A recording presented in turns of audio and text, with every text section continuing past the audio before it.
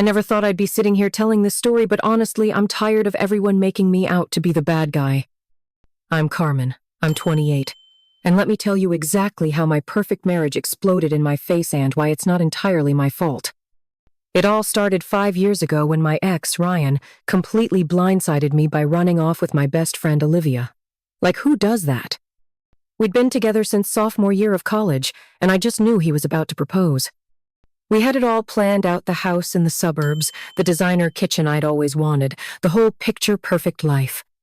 Then one day, out of nowhere, he ghosted me for 3 days. When I finally showed up at his apartment, Olivia was the one who opened the door wearing his sweatshirt. My best friend. The girl who had been my maid of honor in my Pinterest board wedding.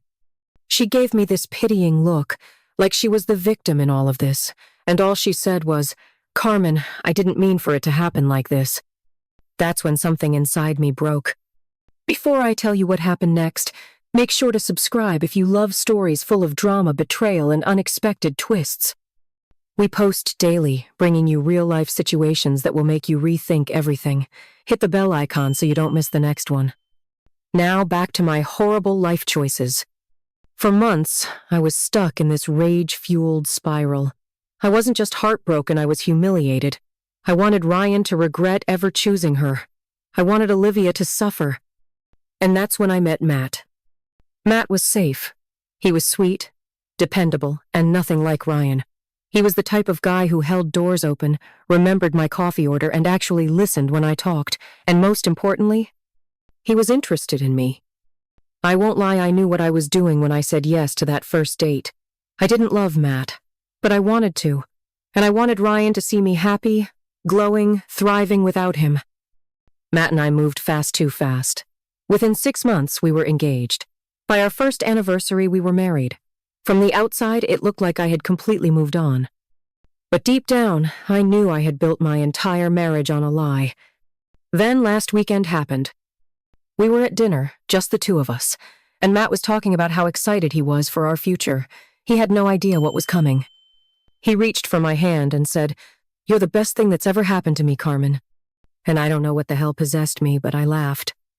I laughed. Matt's face dropped, but I couldn't stop myself. The words were out before I could even think.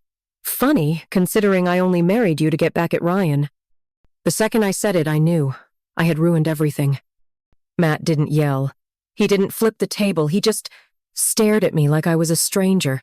And then, without a word, he got up, threw some cash on the table, and walked out. I sat there frozen, my heart pounding so hard it felt like my ribs would crack. The sound of the restaurant, the clinking of silverware, the hum of conversation, it all faded. All I could hear was my own words, replaying in my head like a horror movie. I scrambled after him, but he was already gone. By the time I got home, his things were gone. His closet was empty. His toothbrush, his shoes by the door all gone. It was like he had never lived there at all. I called him, straight to voicemail. I texted, nothing. The silence was suffocating. I had never seen Matt this angry. I told myself he just needed space, that he'd cool down and we'd talk it out. But then, the next morning, I got a text from our landlord. Matt had taken his name off the lease. That's when I knew. He was gone for good. And honestly, I don't even blame him.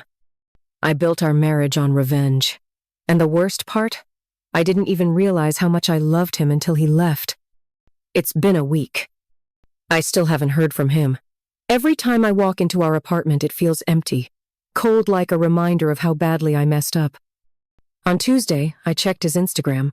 He had already unfollowed me, but I noticed something that made my stomach drop. He was smiling.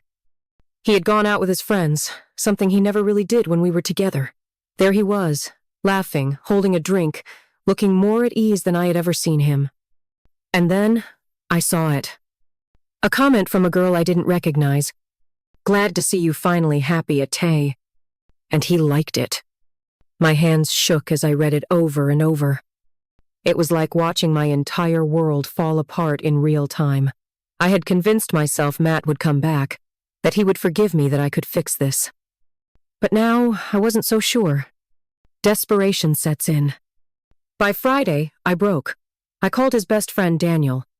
Carmen, you need to move on, Daniel said, his voice clipped. Matt's done. I begged. Please, just let me talk to him. I'll fix it, I swear. Daniel sighed. You don't get it, do you? What? You were his world, Carmen. He adored you. And you laughed in his face. You think a guy like Matt will ever take you back after that? I wanted to scream, to tell him I didn't mean it like that. But before I could, Daniel said something that shattered me. The worst part? He would have fought for you. He would have stayed, no matter what. But you made sure he knew he wasn't enough for you. And now he finally believes it. And with that, he hung up. I dropped the phone onto my bed, staring at the ceiling. My chest felt hollow. Matt wasn't coming back. And I had no one to blame but myself. I had spent years trying to prove to Ryan that I had moved on. But in the end, the only person I had hurt was the one who truly loved me. And now, he was learning how to love someone else. Some mistakes can't be fixed. And maybe this is the one I'll regret forever. If you made it this far, don't forget to subscribe for more real-life stories. Because sometimes the worst heartbreak is the one you didn't see coming.